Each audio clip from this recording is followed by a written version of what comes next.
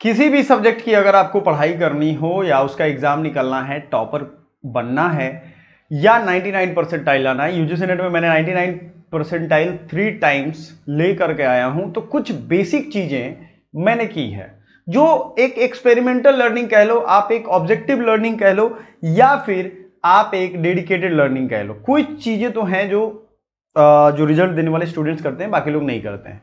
वो ये है कि एक छोटा सा मैं क्वेश्चन देख रहा था, बच्चों से मैंने पूछा कि सोशल वर्क डे कब मनाया गया है, 2025 का या 2024 का या 2023 का, तैयार कर लेना।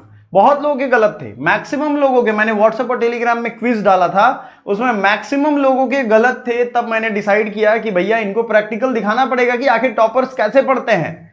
आपको एग्जाम्पल के लिए मैं एक चीज समझा रहा हूं, जैसे 2025 का अगर मुझे देखना है तो मैं कैलेंडर लेके बैठा हूं। अब आपको ये नहीं कहूंगा आप कैलेंडर अपने घर में रखो, ना बाबा ना, ये मत करो, लेकिन अवेयर रहो थोड़ी चीजों के लिए।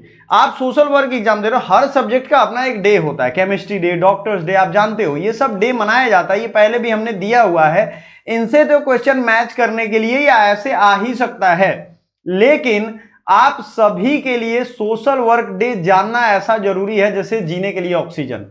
आप सोशल वर्क का एग्जाम देने जा रहे हो और आपको यही नहीं मालूम है कि सोशल वर्क डे मनाते कब है, घुमा फिरा के या तो इसका थीम पूछेगा, ये पूछता ही पूछता है, यानी एक क्वेश्चन 2 नंबर आपके पक्के हो गए।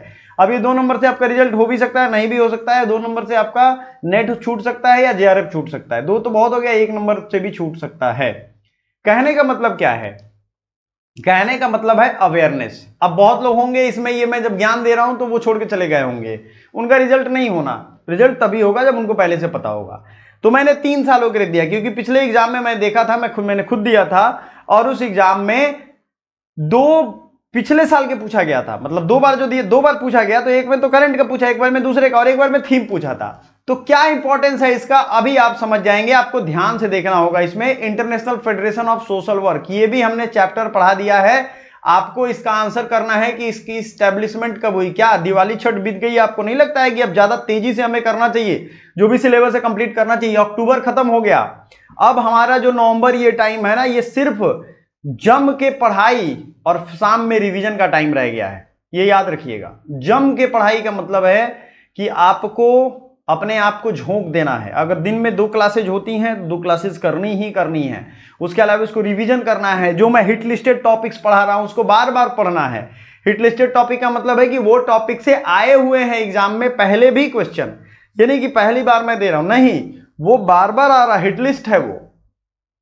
अब देखते हो मूवीज में क्रिमिनल्स का हिट लिस्ट जारी किया जाता है, क्यों? क्योंकि वो बार बार पुलिस के सामने आ रहे हैं। तो वही चीज है, वो क्वेश्चंस वही हैं।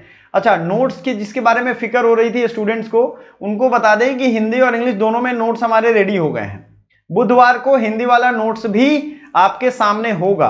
हालांकि आधा नोट हो गया है रेडी, आधा आपको मिल जाएगा, आधा कंप्लीट हो जाएगा, टीम के द्वारा बताया गया है। तो बुधवार को आपको हिंदी का भी मिल जाएगा, इंग्लिश में है ही, सिर्फ नोट्स चाहिए तो भी ले सकते हो। तो आइए सोशल वर्क डे पे आते हैं। सबसे जरूरी चीज, सोशल वर्क डे होता क्या है? हर सब्जेक्ट का अपना अपना एक डे है उसके काउंसिल के लिए। तो इंटरनेशनल काउंसिल्स के जो लोग हैं वो डिसाइड करते हैं, IFSW डिसाइड करता है। और सबसे जरूरी चीज, 60% ऑफ का अभी जो बच्चे नहीं ज्वाइन किए हैं, अगर आप 10,000 का कोर्स ज्वाइन कर रहे हो तो आपको 4,000 में अभी मिल जाएगा। याद रखिएगा 11 PM से पहले ये ऑफर वैलिड है। तो हर क्लास सिर्फ पढ़ने के लिए मत देखिए, कुछ भौतिक जानकारियों के लिए भी देखिए, समझिए चीजों का महत्व समझने के लिए भी। तो 2023 का अगर हम बात करें तो 21 मार्च को पढ़ा था। मैंने अभी आपको कैलेंडर में दिखाया कि 2025 का देखिए 18 मार्च को पढ़ा है। ये मार्च 2025 है। आप इसमें देखिए March, 3rd March of Tuesday, sorry 3rd Tuesday of 3rd week, sorry week 3rd है यहां पे देखिए आप, और उसका 3rd ट्यूसडे समझ रहे हो, यानी तीसरा मंगलवार। मैं इधर उधर हो जा रहा था, अभी छुट्टियां चल रही थी तो कोऑर्डिनेशन अभी आएगा धीरे धीरे, है ना। तो आप समझ लो कि 3rd ट्यूसडे ऑफ मार्च को ये मनाया जाता है। तो किसी साल कभी पड़ेगा, किसी साल कोई डे नहीं है। तो 21 मार्च 2023 को ये मनाते हैं। आपको ये हमें कमेंट करके बता सकता है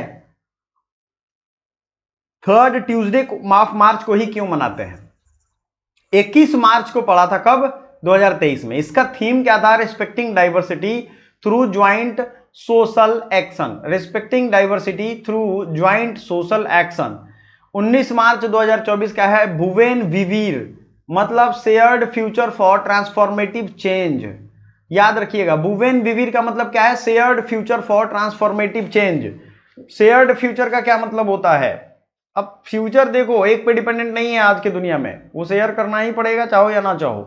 तो शेयर्ड फ्यूचर, भुवेन विवीर इसका टाइटल दिया गया था, इसका मतलब क्या था, shared future for transformative change.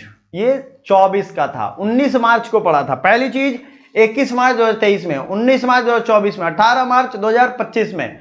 आपको ये बता सकता है क्या कि 2026 में ये कितने मार्च को पड़ेगा, कोई भी कमेंट करके बताएगा। जो भी अवेयर बच्चे हैं, स्टूडेंट्स हैं, वो प्लीज ध्यान दीजिएगा भाई बंधुओं कि भाई ये चीज के प्रति अवेयर रहो। पहले का 2023 का थीम क्या है, respecting diversity through joint social action, और दूसरे यानी 2024 का है shared future for transformative change. 2025 का क्या थीम है, strengthening intergenerational solidarity for enduring wellbeing, right. ये याद रखिएगा, 18 मार्च को ये पढ़ा था। तो देखो सीधी बात है कि कोई भी सब्जेक्ट आप पढ़ो उसकी बहुत बेसिक जो चीजें हैं वो याद होनी ही चाहिए। ये सारा बाकी का जो नोट्स है ये आपने पढ़ा है अलग अलग क्लासेस में। जो लोग नोट्स नहीं लेते हैं मैं उनको बार बार कहता हूं कि यार आप प्लीज हमारे व्हाट्सएप टेलीग्राम को ज्वाइन करो, हम लोग वहां जो शेयर कर सकते हैं करते हैं। बाकी आप नोट करो, आपका नोट्स एग्जाम देने, पीडीएफ एग्जाम देने नहीं जाएगा, आपको खुद जाना पड़ेगा एग्जाम देने। आप इस चीज को समझो।